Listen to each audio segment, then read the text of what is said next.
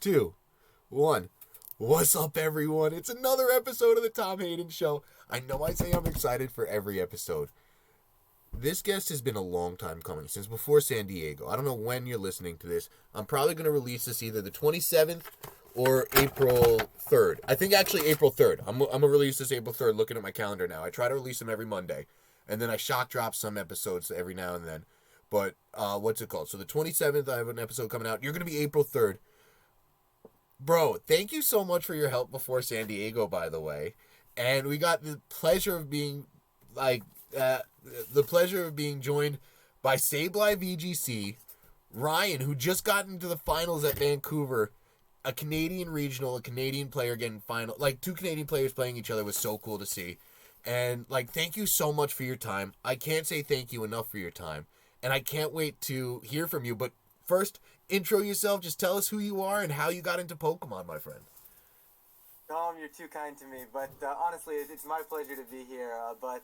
I'm Ryan, or better known as Sableye, for those of you who do not know me. I've been playing VGC for 7. You don't know now, you know. Yeah, 7-ish years now, which makes me kind of a dinosaur in the scene, but No, don't say that. I like to consider myself washed up, but I guess I can't say that after Vancouver, but no, I've basically just been playing VGC for 7 years, and unfortunately, I'm slightly addicted to it. Dude, who isn't? Anyone listening to this podcast definitely is. I can tell you that much. This is we're shooting Pokemon in the in veins, man. I love it. Oh God, but yeah, what was your first Pokemon game, if you don't mind me asking? My first Pokemon game was Pokemon Diamond, and that would have been, I don't think I got it right away, so it was probably late 2009, I think, would be my best time guess of that. So Pokemon Diamond for sure. That was the first game I skipped. I played Red Blue, I played Gold Silver, I played Ruby Sapphire. In 2008 I was in the 8th grade, and 2009 I was in the 9th grade. I was like, I'm too cool for Pokemon, and I wish I didn't do that, and I just stopped playing. I was like, I need to get a new Game Boy. Nah, fuck this. And middle school Tom, I wish I got into it then, because did you start playing competitive right away, or what was the competitive aspect that got you hooked?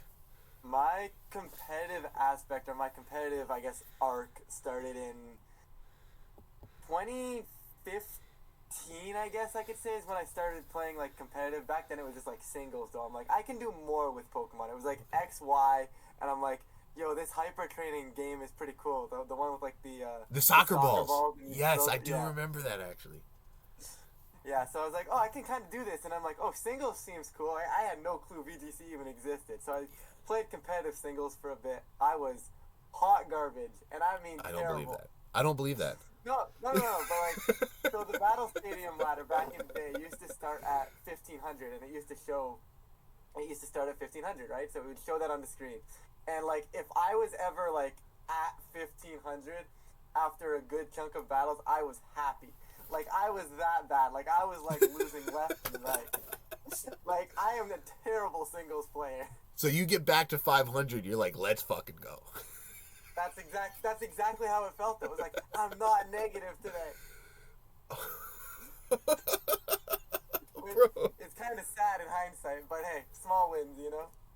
And, dude, so from, Diamond and Pearl, you just, played through until XY, just, playing through, having a blast, and you did nothing competitive in those? Nothing. I'd play through the game, beat the game, get my Pokemon leveled up, and then a lot of the times I'd actually have the second cartridge as well. So I would always restart keep my one cartridge and just restart my second one to go back and replay it with a different starter, a different team. I don't know. I'm hopelessly addicted to this game. I did that in Sun and Moon. I never played a lick of competitive, and I just got it, and I just played it casually, and I was just having a blast. And I did that with Omega Ruby and Alpha Sapphire, and actually XY too. I got it after. That's the same shit I was doing that you were doing from Diamond and Pearl.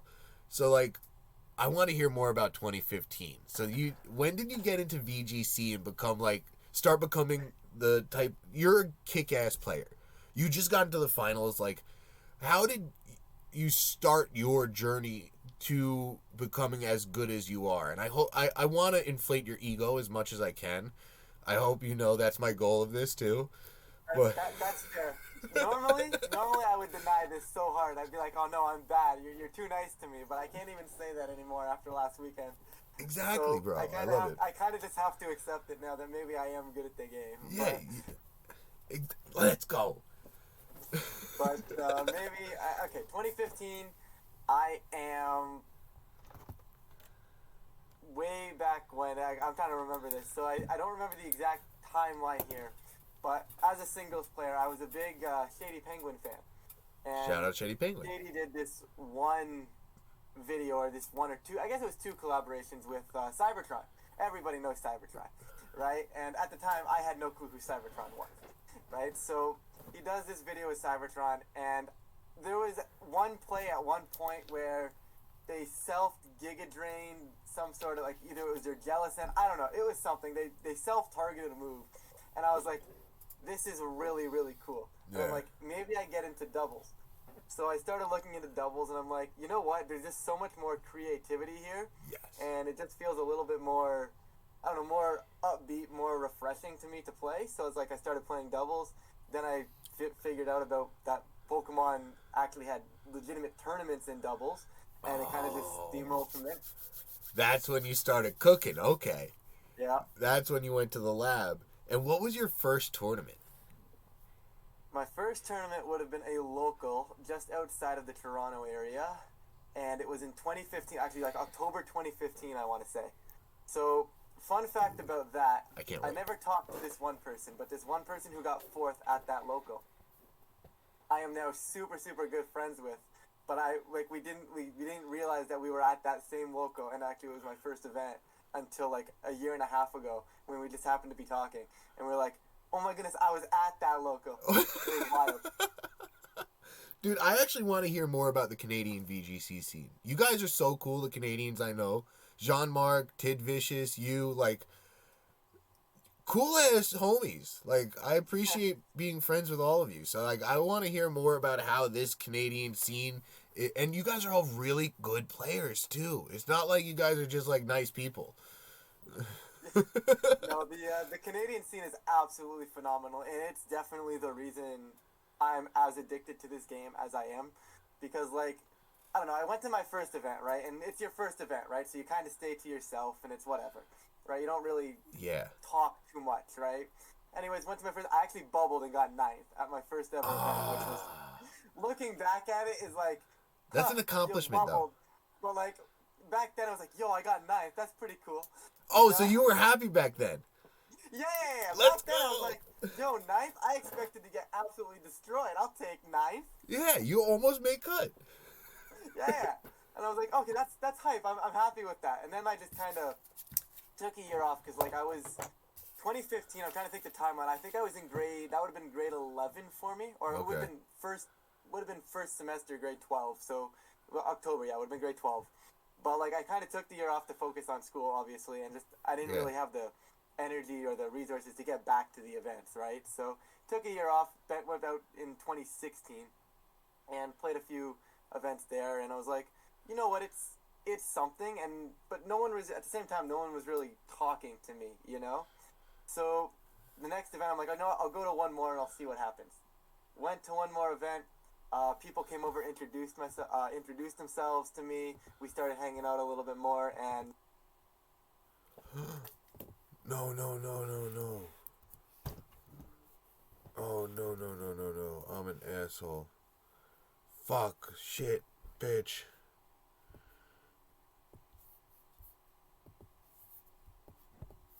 Oh, no. Why isn't my group chat with Pengy?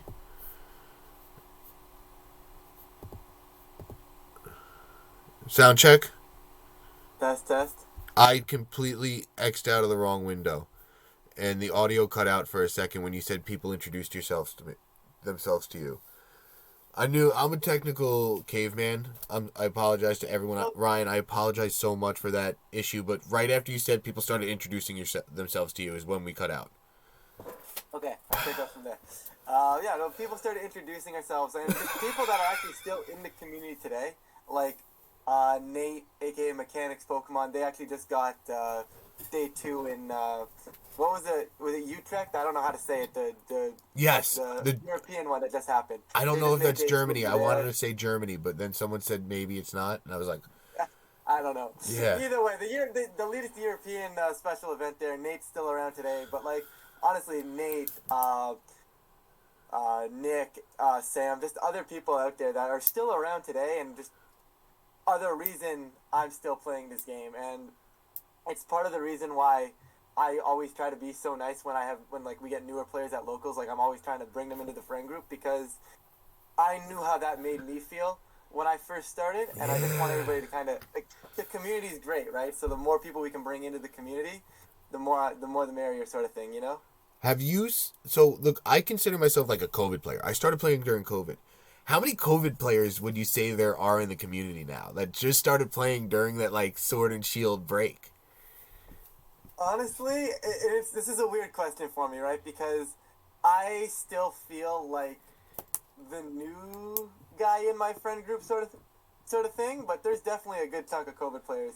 Like even like I don't know for Canada, like we got a few people in COVID, nothing too crazy. We definitely have a lot of newer players as well.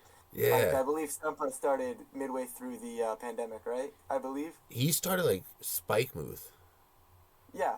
Okay. So Yeah, whether or not you consider that pandemic player or not, right? It's still that's right. so We new. definitely got a lot of interest from there. But for me, it's weird because most of the people that introduced that were here when I was here are still here, That's right? awesome. Like when I was starting to into the game, right? Like we already had the John Marks, we already had certain other people that are still here, and to me, it's weird because like You're still the new guy, and you've been playing I'm 7 years. still the new guy, right? I'm still the new guy. You're Even not though the I'm new not guy. the new guy, I'm still the new guy. That's an awesome mentality to have, though, and be like, "Yo, these guys have been doing it so much longer than me. I could still learn so much from them." Like that's how I feel about all these like you and other players that have been playing for 5, 7, 10, like however many years it is. You know, it's like I could learn so much from all of you that you guys don't even realize you could teach the new players. It is. It really is. Because like, and I think the way you just said that, the stuff that I could probably teach that I don't realize I could teach, Yeah, is literally how I feel. Because like, people ask me sometimes, right? It's like, oh, do you do coaching? I'm like, I don't do coaching. It's like, I don't think I have anything to teach you, but like, Oh, you maybe do. I do. I don't know. It's weird. you definitely It's a do. weird Just way to look at it. conversations and the way you guys look at the game. Someone asked me if I did coaching because I host tournaments, and I was like, no, but I'll hop on a phone call and teach you how to use the damage calculator. Yeah, that's exactly it, right? It's like, huh, call, just send me a message, you know, I'll respond with my best, you know? Yeah, exactly. And that's like, but I found that mentality from so many different guys. So like, I found my way ass backwards into the high roller draft league because I'm an idiot, and I just was like, oh, I've joined $100 fantasy football leagues. I went 6-5 in a free draft league. I'm gonna kick ass in that $100 league, and then Yeah, it was like Joe UX, Pengy, Battle Room, Animus, like all, and then Tid won season 4, I think it was. Like it was just like so many kick-ass players joined that because it's like, oh, I could just farm money, but everyone I reached out to from that league was so kind and had that mentality where they were like, oh yeah, no, I'll respond with a message, you know, like I'll let you know, like I learned so much from different people in that league because of that. I'm forgetting to shout out people too. It's just like, but it's so cool to see how you and all these different people in the community have that mentality where they're like, oh, let me introduce myself to the new guys. Let me fucking teach them whatever I can. I'll hop on it. Like, oh no, this strategy, like if I reach out with a jank ass strategy, I have friends that'll tell me, no, don't even look into this anymore. You know, yeah, you could come up with something better than this. And like, yeah, that's fair. no, but it's really cool to see, man. I really can't say that enough. And then when did you first start getting results in tournaments? Like what was your first time getting like halfway decent results, or what were your results at the first few like regionals I would say you went to after that first local? So now you got Okay. bit by the bug. Yeah, yeah. Okay, so like, let's put it this way. I went to, my first regional was Toronto Regionals 2017. Okay. And I started 1 and 2 in true SableyeVGC fashion. For anybody that knows me, I start horribly wrong at regionals. and I had Choice Scarf Taunt Tapu Lele. Super fun tech, by the way. Super, super fun tech. But anyways, I ended up finishing 5-2, getting 24th, which was pretty good. That's pretty fucking good. That's good. That wasn't enough for points at the time because we didn't hit top 32, the top 32 kicker or whatever. But like, I don't know, 5-2 at my first regional felt pretty good, you know? How many people were at those? Because now we're getting like 900 a pop. Yeah, I think that one was like 90 something. Yeah. Oh God. Yeah. We just had a 30-person local. I just went to a 30-person local in Philly. Yeah. And the regionals then were 90. Okay, it's such a different scene then versus now too, which I'm like having trouble imagining. 90 was a little bit on the lower end for that time, I believe, because like there's not, I don't know, going up to, I don't know, maybe you can confirm this, right? But like I know a lot of Americans don't actually have like passports. I didn't have one until like 2 years ago. Yeah, so coming up to Canada generally isn't as accessible for them. Yeah. Generally speaking, which is, I believe, why the Vancouver numbers were probably still a little lower as well. Because I say lower, but we had, 309 Masters in Vancouver, which is so hyped to see. Just seeing these massive events now is really, really nice. I won't out them, but I know someone who got a passport to go.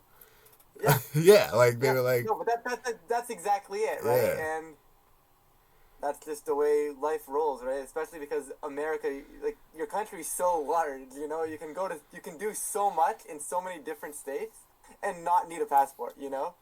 Yeah, no, I didn't leave the country until August when I was like, oh, am I going to impulsively go to Worlds? And then 10 days before Worlds, I planned a trip. So Habe gave me a spectator pass. Beanie's like, yo, split the hotel with me and a few people. I was like, I guess I'm fucking doing this. Yep. I'm in. And I left the country for the first time. But my auntie, shout out Aunt Mary. She made me get a passport. And actually my mom, my Aunt Mary pushed it through. She works at the post office. So she was like, no, you got to do this. And she helped hook it up. So I just had a passport when I wanted to go. And I was like, all right, I guess I'm doing this.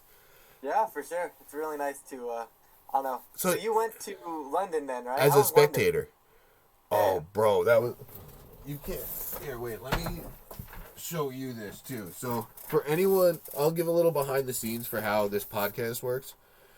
My guests can't see me because my camera is going to the podcast feed. So, they're just looking at a blank screen. I'm going to send you a selfie.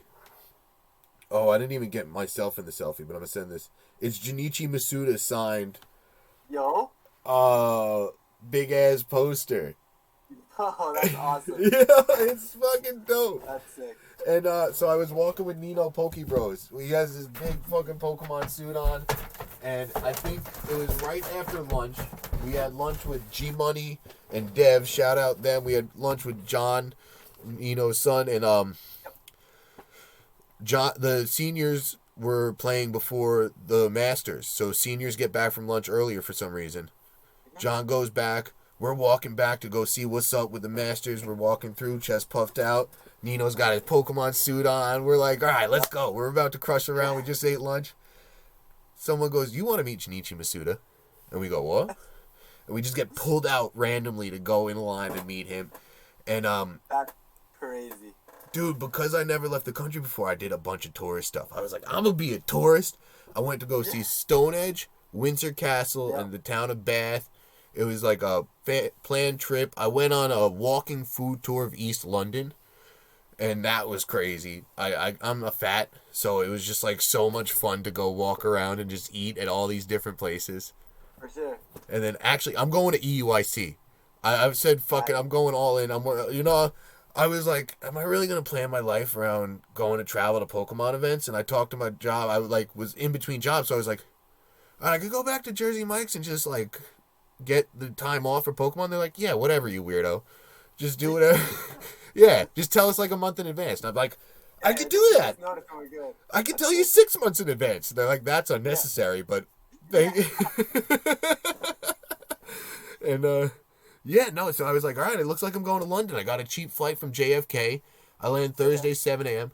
I want to hear how crazy I am. So the time change fucked with Sohaib. I want to adjust to London time like a week and a half before and just start living like I'm in London. And just like, I think it's a 6-hour time difference though. I'm going to have to go to sleep at like 7 p.m. and I'm gonna have to wake up at like 3 a.m. Right? Cause like or 2 a.m. Cause that'll be 8 a.m. and I want to like practice waking up and being alert at 8 a.m. that time. Yeah. No, for sure. I hope that works. I don't think it will, but I'm going to try it. You can give it a shot. I don't know. It's always one of those weird ones for me, you know? It's like, I don't know. For me, I've only really ever, like, my only time difference that I've traveled is behind. Okay. Like, I've only ever gone, like, out to the West Coast sort of thing. Yeah. So for me, it's like, I'll just wait. It's like, for me, it's just like waiting up an extra 3 hours the night before the tournament sort Bingo. of thing. So it's like, oh, I'll just wake up the next morning refreshed. Like, I'll be tired when I need to be tired. If you ever bet on sports. Forward is a totally different thing, right? Like, Yeah. I don't know. No, I was going to interrupt and say, if you ever bet on sports, remember that. And when there's West traveling East, it's like, oh, are the Raiders really going to play well on the East Coast on Saturday morning or Sunday morning? Yeah, think of it like that. That's a fun one. Point. No, but I completely agree. And yeah, so you're an East Coast Canadian. Okay, I'm not too familiar with Canada's geography. I got a friend in St. John. Pardon? I got a friend in St. John, all the way. Okay. That's apparently I'm not familiar with it. That's out east, right? Like Super east. Island area. Yeah.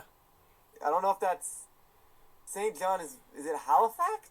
I have no idea. Yo, any Canadians watching this are just gonna like facepalm right now. They're like, man, this guy is not Canadian. I'm dead. I forget where we were and how we got off on these tangents, but I love it, and that's part of the reason why I wanted to get you on so bad too. Like, how do we even end up here? Yeah, I don't know, but I want to hear about your success at tournaments still. It definitely had to do with the time change. And most Americans don't have passports. Yeah, that's exactly what happened. Most Americans don't have passports. That's exactly it. So yeah, no, but 5-2 at the Toronto Regionals, getting back on track here, I guess. But that was great, right? And then I won my first local in back with the Z Move era. Oh. And I had Sableye, Porygon Z, and my whole concept of the team was I can go fake out Z conversion to change my Porygon type and force them to play one way, but at the same time I could go fake out or Normalium Z straight up and just hit for like a big 150 base power move with adaptability.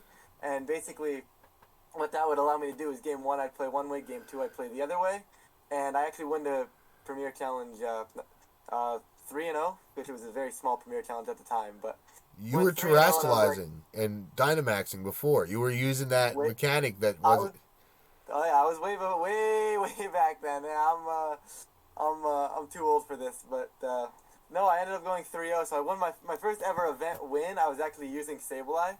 So everybody comes into my streams all the time and they're like, "Oh, this is it. Where's the Sableye?" And it's like, hold up, excuse me. I am 8-0 in sets that I've taken seriously when I use Sableye. I don't risk that anymore. You know, like. And is that where you came? Like, is that where you started the name from? Like, is that? No. No. So where was the name from then?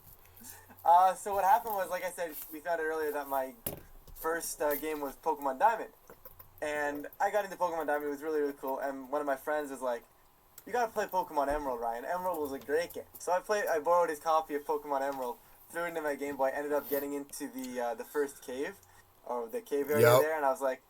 And Sableye pops up, and I guess the rest is history. You fell in love. Yep. I fell in love. Yeah. I know it sounds like so cheesy, right? No, it doesn't. I get it. That's why I said it like that. If anyone gets it, it's, yeah.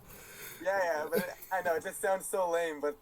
Dude, that was me with Blaziken in that game. And then when it came time to make a Twitter, and, like, I was like, oh, I need a handle. Like, what's my handle gonna be? Yeah. I'm like, I like Sableeye. I play VGC, and here we are. Oh, I love that. Oh my god. Yeah. And then, how many regionals have you like top cut or day 2'd or done like really, really well at compared to the rest? Okay. Let's get back to this. So. Yeah. Toronto Regionals 2018 now. So fast forward a year here. So 5-2-17. Bombed Toronto Regionals 2018, okay? Oh, no. Now, Like I'm talking, I started 1-0, and then I Okay. lost because I was 1-0. I played Diana or SableyeVGC at 1-0. I lost, and then at 1-1 I played Yuri, and I'm like, well, this was a good run while it lasted. But no, I completely bombed that regional. Although thankful for it because I met one of like my best friends in the community. I met at the X4 tables, which was just wild. So we joke around all the time, like, what happens if we didn't bomb? You know, like, would we have met each other? Somewhere down the line, but that's a really like Yeah, cool way. Oh, how many but people from regionals do you like that were just a pairing have you made friends with over the years?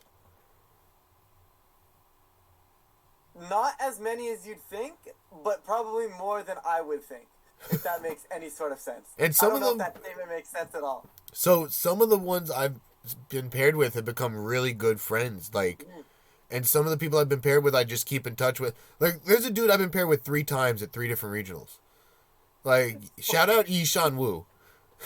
Yeah. Yeah, What are the chances of that? for real. In Indy, at New Jersey, and then this season at Orlando, 3 times. That's crazy. He's awesome too.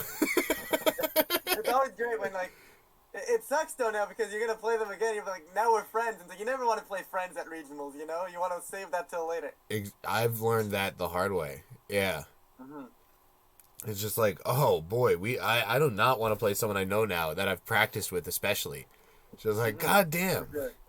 Yep. But getting back on track here. I love it. Distracting you, and I feel bad. No, dude, this podcast is an excuse to talk to friends for an hour. I'm having so much fun talking to you. Okay. All the tangents are why I like, because again, when we prepped for San Diego and that was the first time I really talked to you for a long time. I was just like, oh, this dude's just a homie. He's just like a chill dude that's easy to talk to. And that's why I was like, this podcast is going to be very easy one to do. I'm going to have a lot of fun doing it too. So don't worry about that at all. Okay. But I do want to hear your story at the same time because I feel like it is interesting. So, yeah. So Toronto 2018, I bombed the event, it's whatever, but there was a mid-season showdown the day after. And I was like, let's play in this. Sure, why not? So I ran back the same team, and I actually won the mid-season showdown. So can you explain the local structure to me? Because Gotcha, I've sorry. never been to a local for CP. Because I Gotcha, started, yeah. during COVID. So we used to have premier challenges and mid-season showdowns. Now, mid-season showdowns were like kind of like Bigger. bigger premier challenges. Okay. Gave out a little bit more points. I think winning them got you 50 points, whereas a premier challenge win would only get you like 30. So that was Okay. kind of the local thing there. And what would happen is the day one of the regional would be day one of the regional, and on the Sunday of the regional there would always be side events, and one of those side events would be a mid-season showdown at the regional. Oh, that's kind of cool. Yeah, so basically if you scrubbed out of the first day, you'd have a second day to earn CP still, which is another reason everybody wants locals back, because it's like, oh, I bombed the regional, but I can still get something out of the weekend, you know? And we don't have that currently. They never brought that back. Yeah. Oh. It is what it is, though, right? But hopefully we'll get something back soon. Yeah. That's really interesting to hear, actually.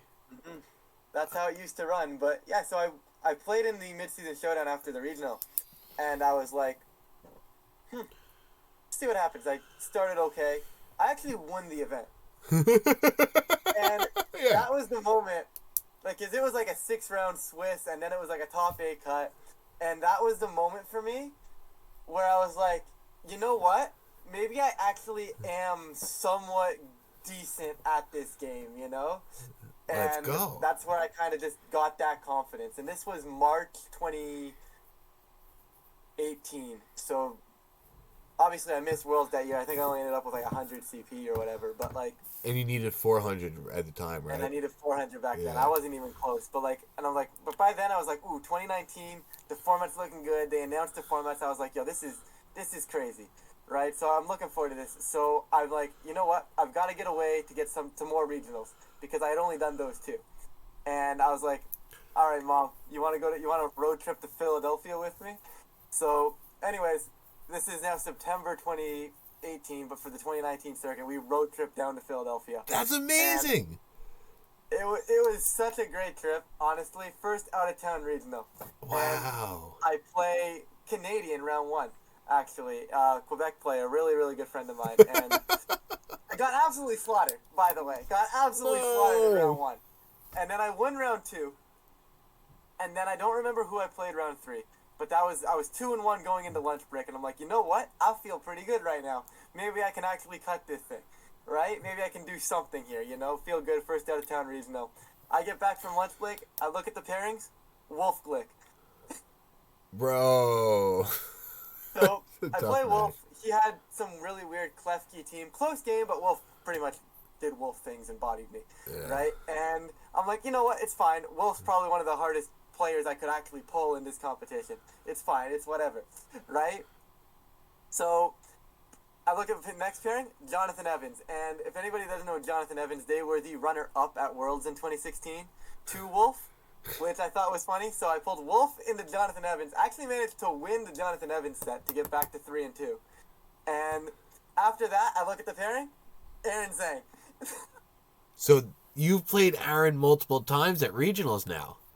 Just that once, and then Vancouver was my revenge. Oh, wow. Yeah. That's pretty cool, actually. And back in Oaks or Philadelphia 2019, I was like, I don't remember the exact use of the game. We got it to game 3, and I was about to win it, and he crit my Amoonguss, and it was really unfortunate. But it's like, that's Pokemon, And that's a game we play. Anyway, it was a really good set. Lost to Aaron there, so like when I saw the pairing in Vancouver, I'm like, I've got to get my revenge, Obviously, Aaron's a great guy, great player, right? But like, I don't know, something inside of me was like, no, I gotta win this one. I gotta get back. I gotta get that W. Oh, dude, I'm so happy you did too. I mean, I would have liked to get the W without the luck in game 2. I think it would have been a really close set without getting that luck. But of course, it's Pokemon. It happens to everybody. But we'll take it when we get it, and because it's going to come right back around at the next regional and screw me over. So I hope it doesn't. I hope somehow it just waits. I hope it doesn't too. But like, it's Pokemon. It's gonna happen at some point, right? Get it out in practice. Get all the bad luck out of practice, so that at regionals you get the good luck. Yep. That's what I say. That's exactly it. But and after that, like I went down to 3-3, and I think I lost the next 2 games. I finished like 3-5, and I was like, oh, well, that was a rude awakening. I suck. But I went back to the drawing board. Started working on Moon Series at the time because they were actually smart with the way they organized the circuit. They said you have 4 months of Sun Series, which is this format. Then you're gonna have 4 months of Moon Series, which is this format. Then you're gonna have 4 months until Worlds of Ultra Series, which is this format. And that's like such a better way to play the game because you know when the shifts are gonna happen. You have a little bit of time for the formats to develop. I don't know. If they want to stick with series, they've got to stick with at least 4 months. These 2 months are too quick. Yeah. Too quick. Nothing develops. That's how I felt when I felt like Series 1 got ripped. The rug got ripped out from under me after San Diego. I wanted to play more. Oh, yeah. I'm still using the Series 1 team. But I think it's still good. It probably is. But, they just need to extend them a little bit longer. Like, I don't love series. Like, I think playing a format for, like, a whole year is really nice. It just gives things time to develop. Now, a year might be a little bit too long, but that's when I learned how to play the game. That's how I learned how to play the game. The formats last a year. That's what you do. I think I've come to the conclusion that 4 to 6 months is probably optimal. Otherwise, it kind of drags, but... How long was Series 12? I forget. I think it was probably like 8 months, right? It was longish. It definitely went, that's for sure. It definitely went on for a little bit. Like, and that one, you can feel it starting to drag near the end, right? Like, right, and then Series 13, I was like, what are we doing? Spike booth? That's exactly it, right? It's like, okay, sure. Sure. But like either way, I do like this. I like this series concept, but I think they need to be longer. If they were like 3 to 4 months instead of 2 months, I think 4 is this. 4 might legitimately be the sweet spot. Okay. For time to 4, develop. 5, somewhere in that realm, I think is probably the sweet spot. Oh, that's interesting. I never really thought about that. Mm-hmm. I don't know, it's one of those ones like, because I learned how to play the game in a year-long format. So, like, when it comes back to playing the game in a year-long format, I'm like, I have time, you know, you can try a few things and be like, you know, you got this. And that's, I think, where I struggled actually last season when I missed my invite, having to go to Vancouver and not Vancouver, sorry. New Jersey and Vancouver of last season. Yes. But we'll get into that later. Maybe I don't even know if we're going to be able to talk about that today. But I got all the time in the world, to be honest. If I'll take as much time as you're willing to give me. This is going to be the world's longest podcast. I apologize in advance. We're only at 35 minutes, so it's been, what's it called? We got all the time in the world. That's fair. Because That's fair. honestly want to know why? Because we talked so long before. That's fair. That's fair. But yeah, no, just to keep things back on track, I went to Moon Series. I went to Collinsville Regional. 12-hour road trip. Shoutouts to Yihui and everybody else in that car ride down there. Absolutely wild car ride down there. Just 12 hours it was unheard of. Anyways, 12-hour road trip, make it to Collinsville, and we're like, hey, let's see what happens. We're going to leave on the Sunday. Sure, it's whatever. I started that regional 6-0. Oh, boy. Yeah, and when you start a regional 6-0 back in the day, there were only 7 rounds because we didn't have we had 120-something players. So it was only a 7-round regional. So I started 6-0 and I guaranteed myself top cut. Ended up finishing the day 6-1. And it just felt really, really nice. You know, just that was kind of the first event. That was like my quote-unquote breakout event sort of thing.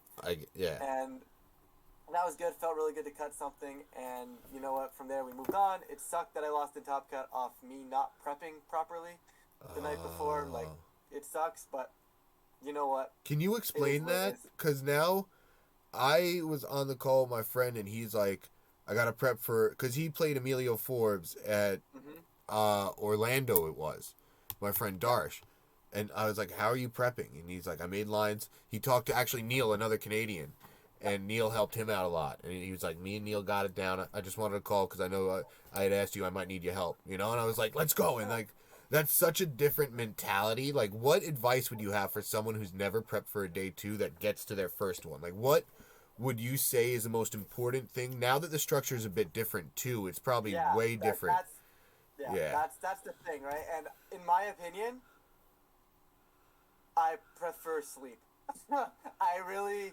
as long as I've been playing, I prefer sleep. So basically what happened when I cut Vancouver, just to kind of get the mentalities, we cut Vancouver. In fact, what was funny was my entire Airbnb cut, which I thought was wild. Wait, this time, right?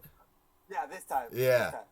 My entire Airbnb cut, which is just insane, right? That is insane. We went to dinner, we went back to the hotel, the Airbnb, and we basically kind of just looked at the teams really quickly. We were like, do we have a matchup into that? Yeah, it's just going to be play well. We have a matchup into this. Oh, this one might be problematic. Quick discussion real quick, right? And I didn't really want to delve too much into it because my team was really based on it has a matchup into anything as long as my brain is functioning properly. And I'm like, all right, I don't see anything super, super ridiculous here. I'm going to just go to bed and just play well the next day. So I would 100% prioritize sleep, but you also don't want to leave yourself completely like blind going into day 2 because like there is an advantage, and I'm not trying to hide it. There is huge advantages to if you can have your matchups into day 2 prepped. Yeah.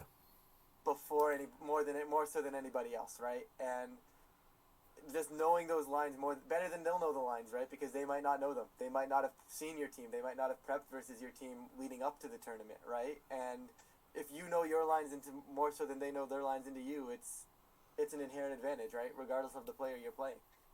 Yeah. That's really interesting, actually. And then, so, what was your prep like between day 2 and then top 8 this time? Okay, so this is a good story, actually. So perfect. Day 2, I started the day 1 and 2, and I was super defeated. Yeah. And I'm hovering around, like, you can just tell I'm defeated, right? And I run into Devin or Blub. Not sure if you know them. Shout out them. But, yeah. Yeah, massive shout out. Absolutely supported me, just like kept my head up and just made me turn my mentality around. And honestly, so then I cut and I'm like, cool, this is awesome. Shout outs to Devin for keeping my head in the game, you know? Yeah. And then I look at the pairings for who I'm going to play. And I look at them and I'm like, oh, Zachary Thornburg, this will be interesting. I don't like my matchup here, like, at all. Yeah. Now, it's interesting that I was Terra Grass Fluttermane with a certain amount of special attack investment strictly for their matchup, the matchup into Zachary Thornburg. So, like, the fact that It I happened. actually pulled it, funny, but, like, it doesn't fix the matchup, but it gives me an out in the matchup. So, And then you we see happen him to be again, too. pardon? You see him again in top 8. Well, this was going into top 8. Oh, yeah. Yeah. Oh, This yeah. was going into I top forgot 8. this was after day 2 Swiss. I forgot we Yeah. moved on from day 2 Swiss already. Yeah, that's my bad. That's my bad. No. I totally just looked at my notes like, wait a second. Yeah, no. So this was going to top 8, and we found out we're second stream match. So I'm like, oh, I have time to prep, Let's go. right? And I'm like, all right. So I'm talking around. I'm like, I don't have a line. And I'm like, yo, Pengy, can you help me figure out a line into this? Because like I have my lead, Yeah. right? And my lead is Leave, Fluttermane, Iron Bundle. You and- led it all 3 games. Oh, pardon? You led that all 3 games, too. That's my call. As long as they're bringing the parish mode, that's my line, and it's just getting the reads right, sort of thing, right? And I got it wrong game 1, like drastically wrong game 1. Then I made myself look like a fool on stream where I clicked snarl, but that there was reasoning behind that. Okay, I'm not a madman, I swear. Even if you are a madman, it's okay. No, but I snarled because I didn't expect to kill the Sylveon when it switched in, and I figured it was going to get the Psych Up off, so I snarled the Dondozo, expecting the Sylveon that way, so it would only be at +1 afterwards, so I'd have a little bit easier time.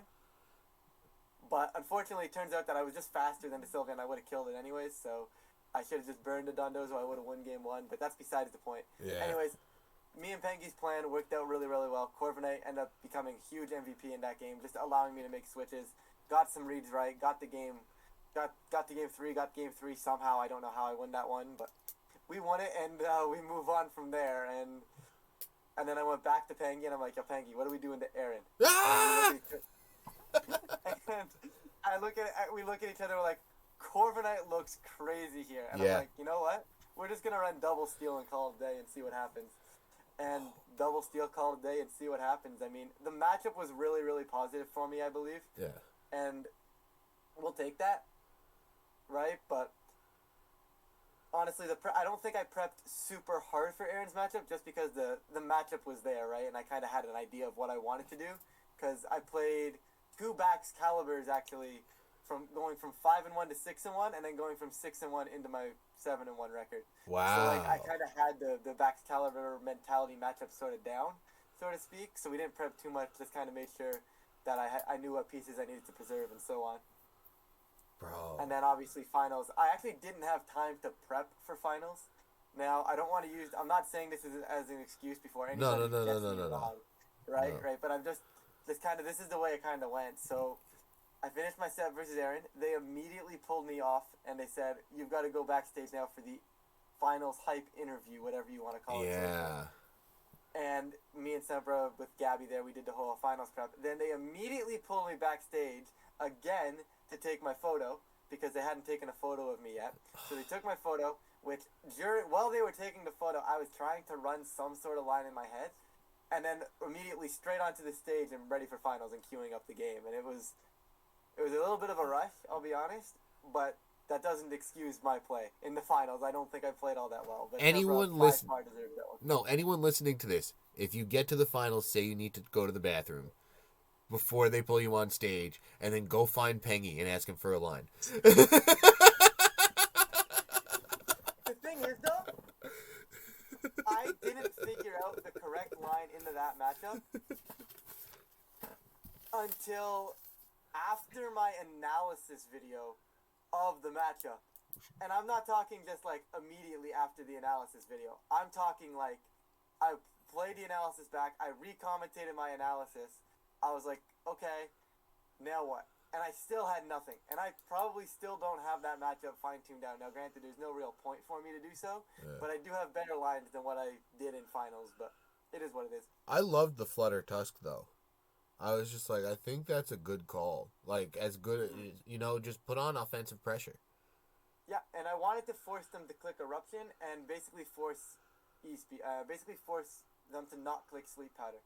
And that was my problem going to Corv mode initially, because if I went Corv Great Tusk, they're more inclined to put my Great Tusk to sleep, and then they're buying themselves so many more turns. Whereas the way I approached it in the finals was, hey, I'm just going to force a bunch of 50-50s, I'll see what I can get right. Okay. Got them all wrong, of course, but... Yeah, and there was a Hydro Pump miss that I thought was very unfortunate, too. Didn't matter. Didn't matter? I made the wrong play, it didn't matter. Okay, good to know. As a peon, I was like, okay. What I needed to do in that scenario is I needed to protect my Iron Bundle and Flare Blitz the Fluttermane, and then get to a spot where Great Tusk comes in, because I know it's Great Tusk in the back based on the fact that we played in Swiss. So I was like, oh, it's going to be Great Tusk in the back, right? So I need to kill the Fluttermane, have the Great Tusk come in so my Bundle's still on the field. Bundle can then freeze dry into Great Tusk for the kill since it's Scarfed, and then it comes down to the Snarl Arcanine 1v1 Torkoal, and that's a lot more up in the air that I don't think we can, that I don't think I get, but...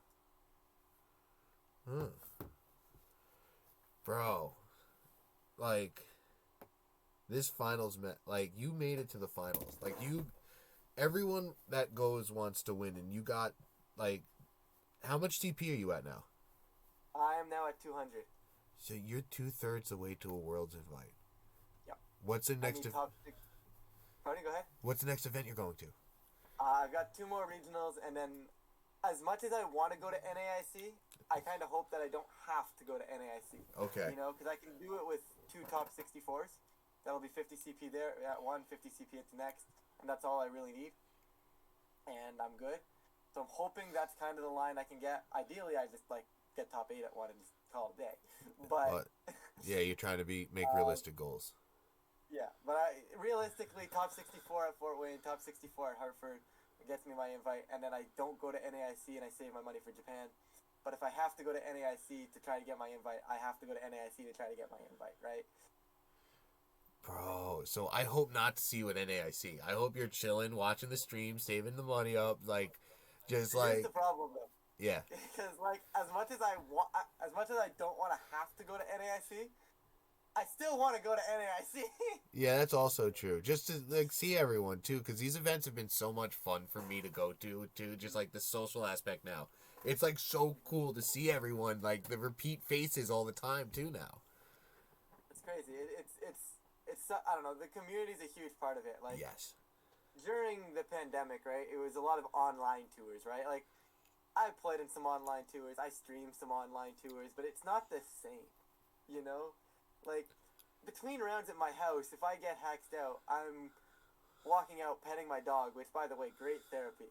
But anyways, at a regional, it's you get hacked out, you do whatever, right, or you win a game, and you're hyped up by your friends, your friends are doing well, you're either doing poorly, but, you're still hanging in there because they're doing well, you're hyped for them, and that was me at Orlando, because I started 0-2 at Orlando, and I was in the worst mental spot you could have possibly been in. Yeah. Shout out to Charlie for just pulling me out of that one. Won the next round, but shout out Charlie. As I pulled it back to 2-2, my friend Marcus or Strider, I'm not sure if anybody knows them, but yeah, he's cool. They were popping off, and I'm like, you know what? Marcus is popping off. It's time for me to pop off. I can pop off too, and I guess his energy just kind of fueled my energy, and I ended up going 0-2 to 7-3, which was really, really solid at Orlando. That is really solid. Having friends to pop off with and just feed off each other's energy is really broken. Yeah. It's such a different atmosphere playing in person than it is online or anywhere, really anywhere else. Yeah. And it's mostly because of the community being there. Wow. And I don't know if the community sucked, I don't think events would be that fun at all. And it feels yeah. I'm sorry. Go. Easy to say, right? it's easy to say that if the community sucked, like, why would we be doing it, right? But, like, I legitimately think the community and, like, the people that, at least the people that I know in the community, have been absolutely amazing people, amazing friends, and just hanging out with them at regionals, like, I would do it almost every weekend if I could. Yeah. Like, it's insane. And it feels like such a small, tight-knit group, even though it's 700 plus people now. That's exactly it. That's exactly it. It does feel super small. Like, you see the same people, and it's so cool seeing the same, like, groups of friends at all of them. And I try to say hi to as many people as I can now. Now that I've been going to a couple, I just try, I see so many familiar faces. Yeah. Oh man! So you really do, and it's tough to say hi to everybody. That's for sure. It's too tough. Yo, so we were talking before about the local scene, and like, I mentioned that I see a player's mom at the events at the locals, and I'm like, oh, I gotta say hi. I forgot to say hi to her at the recent one. It just happens to in so many different of these tournaments because you just like, and then the round starts and you want to focus on your match, and then like we mentioned something actually too before that I want to touch back on. I'm not sure if it was before the podcast started or during the podcast, but you mentioned stamina during tournaments. What is your tricks for stamina during the tournaments? Because that is something I'm struggling with. Okay, so for me, I think, honestly, it's me just being used to long, tiring days because, like, I played competitive baseball growing up. Okay. And sometimes on, like, a Saturday, we'd play 3 games on the Saturday. Yeah. Right? And you just had to keep going, you know? Yeah. And, like, during the summers, like, summers were, like, crazy intense for me baseball-wise. And it was a lot of, okay, well, Friday night, you play your game on Friday night, then you play your 2 games on Saturday. If you advance, you're playing a 3rd game on Saturday. So you've got to be, ready you just to got to fucking keep go. going. So, like, almost every weekend just felt like the test of your stamina, right? So now when it comes to Pokemon events,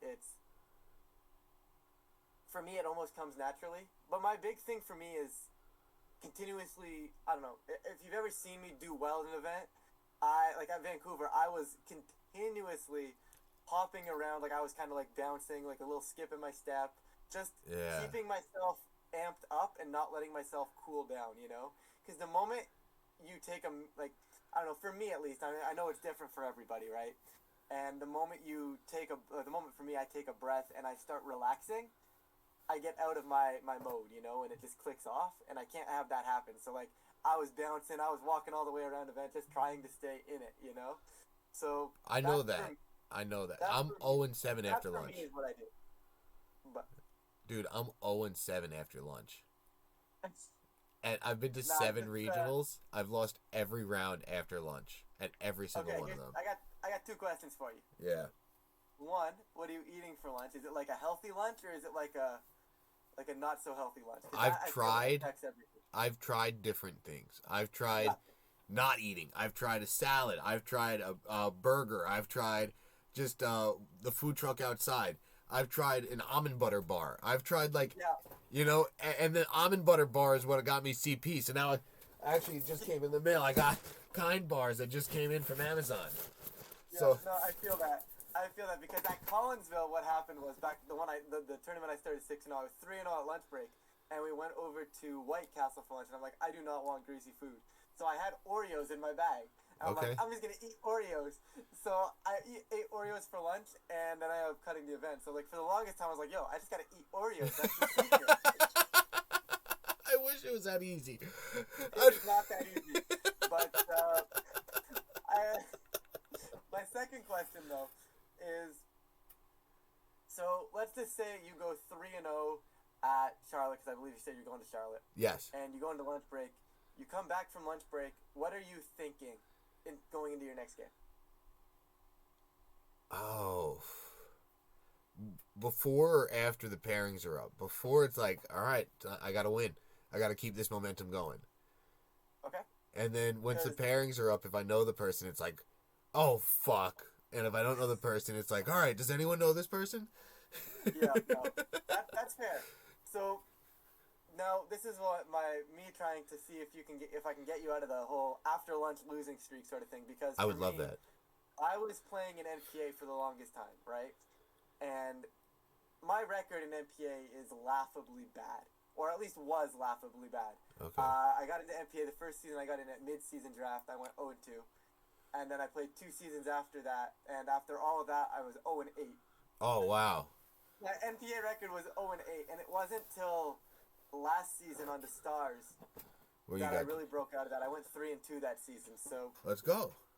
but for me, I figured out what it was, and I was scared to lose.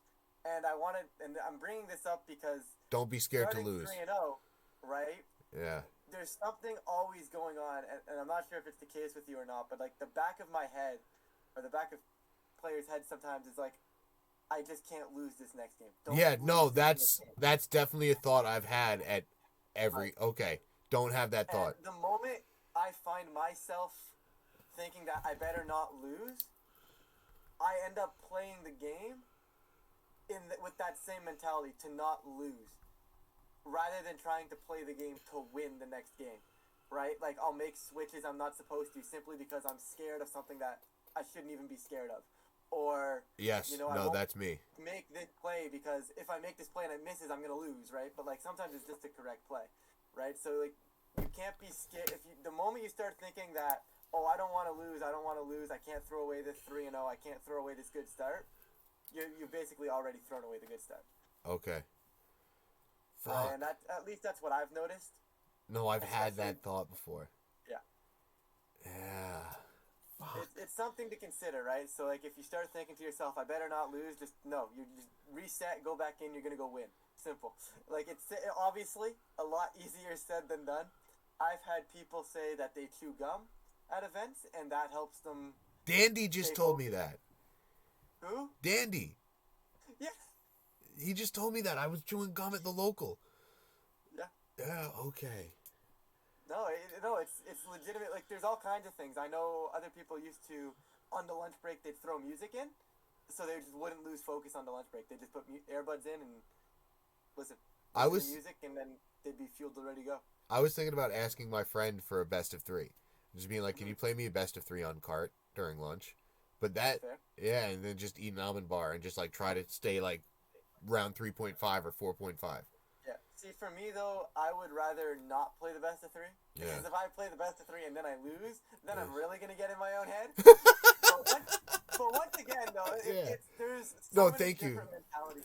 No, I need that. I could talk for 6 years on these mentalities. For me, it's when I'm actually playing the set, I'm tapping my leg constantly. Because if I'm not, and I notice if I'm not tapping my leg, I'm losing the set. And if I'm losing, if I'm losing a set, I'm like, am I tapping my leg? Am I in my rhythm? If I get out of my rhythm, I'm not playing well, right? So it's a matter for me to stay in that rhythm. So for the longest time, I would nickname my Pokemon after songs, because I'd be in a scenario and I'd be like, oh, this is coming in here, and like you just start and I just start singing the song, so like all the nerves would just kind of go away.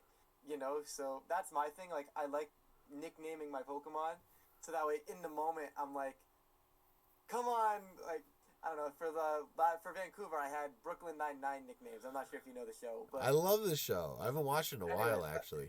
I had Brooklyn Nine-Nine nicknames, right? So I was like, I need a King Gambit to do something at one point, and I'm like, come on, Peralta, you got this. You got this, buddy, right? And I know it sounds like the cheesiest and the dumbest way ever to refocus, but it just allows me to clear the nerves from my mind, and it's like it just resets, because I'm like, it's not the Pokemon that are on the screen anymore, it's this character that I'm like, oh yeah, he's really funny, oh yeah, okay, and then I'm back in the game, and it's just like a reset sort of thing, but there's so many different mentalities that you can use, so just try a bunch out, see what works for you, and go from there, honestly. Dude, that's the best advice I've heard in a while. But no, every time I think I better not lose, I'm going to say reset now. And then reset, nope. Every time I think, like, I can't squander this good start, reset, nope. Like, just... You just gotta, yeah. It's a lot easier said than done, right? No, because, but I need to. Even when saying that, sometimes you still play like that. but it's definitely a good habit to try and get into, right? Like, Yeah. you gotta always be playing to win the next set, not to not lose anything, you know? Yeah. Because I think I told you off podcast, not on podcast, but yeah, I've started 3-1 at 6 out of the 7 events I've been to, and I'm 0-7 after lunch. So it's just like, fuck. Knoxville was the first one I started 4-0. Yeah, that's fair. Yeah. But still, right? And it's the same concept, right? Like the whole like, oh, you're on a first date, right? And you're grabbing a glass of wine, and you're thinking to yourself, don't drop the water, don't spill the water, don't spill the water, right? But if you start saying to yourself, don't spill the water, You're gonna more talk it into likely to spill existence. the water. That's just the way the brain works, right? So if you're trying to say, oh, I can't lose this set, my thought process there is that actually is going to affect you and how you play, and you're probably going to lose the set. Fuck. Yeah, and then you gave me great advice off the podcast too, like, don't play the player and the team. Just play the team. Like, yeah, like that. Just Bro. play the team. Like, you can use the knowledge, like, for example, like, you're playing someone really, really good. Let's just say Joe, for example. Yeah. You're playing Joe, and you're like, and you have to make a read?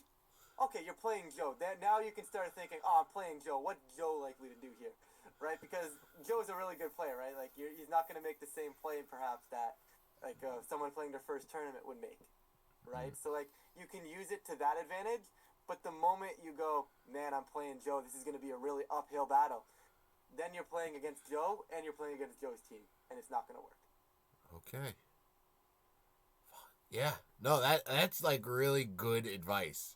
And is there anything else you want to touch on? Because now the podcast is already over an hour. It's past midnight for me right now. I got work at 7:30 in the morning too.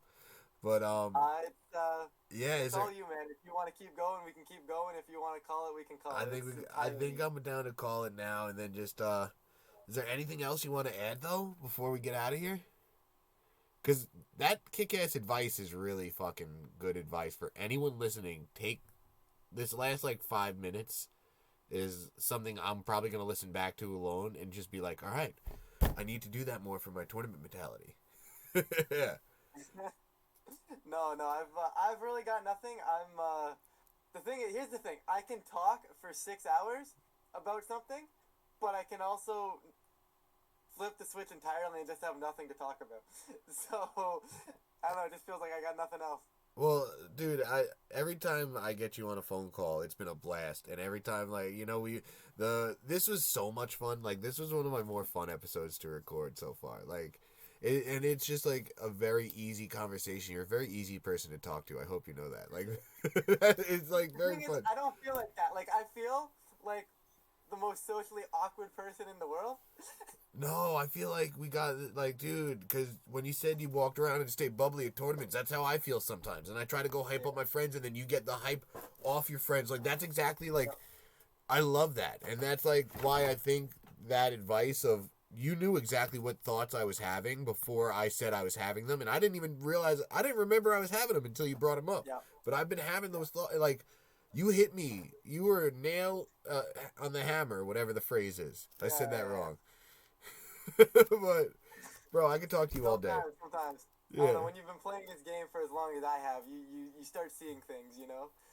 And so when you said you were 0-7, I was like, he's going to definitely get in his own head now. He's going to start thinking, oh, I better not lose this. I better not lose. I need to break this streak. I better not lose. Yeah. And I hate seeing friends fall down the same rabbit hole that I fell down, you know? So thank you for your advice, and I can't wait to win the next one and be like, I won because of the mentality shift. Like, that's what it's going to be. I'm in the middle of writing a script for YouTube about a whole, like, mentality, about a whole, like, how to fix your mentality at events. Now, I'm not great at it, but I definitely think it's an interesting topic, and it deserves to be more content made about it. So, like, I'm definitely writing a YouTube script on that as we speak, but... Can you send it? Can you send me the video when it's done? And yeah, dude, I'm gonna release this episode on April 3rd, and it's gonna be on Apple, YouTube, Spotify, and then what's it called? If that video comes out before this podcast, I'm gonna link it in there, and I'm gonna link. Actually, I said this to someone else. I said I was gonna link a battle, and then I never linked the battle. I'm gonna link the recap you did. Like your recent YouTube videos have been very good. So I'm gonna link those. And wait, what are your socials? Shout out your socials one more time before we get out of here too. Like the YouTube and anything else. Yeah, if you YouTube, yeah. YouTube, Twitch, Twitter. I am SableyeVGC everywhere. That's awesome. That's the good thing about having the SableyeVGC handle is that nobody else has it. Yeah. So on any platform. Yeah. On any. SableyeVGC, Twitter, Twitch, YouTube, TikTok. I don't use it very often, but I have one. But you have it. Instagram, definitely don't use that, but I have it. Wait. But yeah, no. If you're looking for me, SableyeVGC everywhere. That's where you'll be able to find me. Actually, Instagram is the funniest platform for me right now because it's all my in real life friends and like my friends' moms and stuff. And my friend Margaret, she just had a baby, and she's trying to talk to her mom about like the baby, and I'm staying with their cousin basically at the Knoxville Regional. She lived walking distance from the tournament, so I'm staying with their cousin, and they were talking, and my friend Angela goes to Margaret, have you heard that your mom's a big fan of Tommy's Instagram stories from these Pokemon tournaments? She's like, have I heard? I was trying to tell her about her grandkid, and she was telling me, oh, wait, Tommy posted a new Instagram story. I got to see if he won this round. Because I post little Instagram stories after the rounds now. I'm like, hey, I won round 1. Won round 2. Won round 3. And, like, all my Instagram people know my after-lunch curse. That's great. That's honestly That's been the funniest little platform for me because it's like people I haven't talked to since high school, like random coworkers from old jobs, friends' parents that I like, just like all my Instagram community, just a random assortment of people that have no idea what Pokemon is. They're like, what are you playing again? And that's been the funniest platform to me start posting on at these tournaments, actually. Yeah, for sure. But, alright. Are you Sableye on there, too? I'm going to shoot you a follow right now. I believe I'm SableyeVGC, yeah. Alright. Done and done. But again, if I realized if I don't hang up at some point, yep, I'm shooting you a follow right now. If I don't hang up at some point, I'm going to talk all day. And I got work in the morning. Oh my god, you look so different without your beard and your long hair. No. Yeah, that's right. You don't know me without my beard and my long hair. No, I don't. Yeah, I don't. I met you with your beard and your long hair. I'll send you a picture after with a fun. I just showed one on the podcast. Fun little challenge for you, but. I see you're graduated from the university one. I just liked it. Yeah. Oh, bro, that's awesome. But all right, I'm gonna end the recording here, and I'll see you guys Thank you so soon. much for having me on. I appreciate it. Done and done.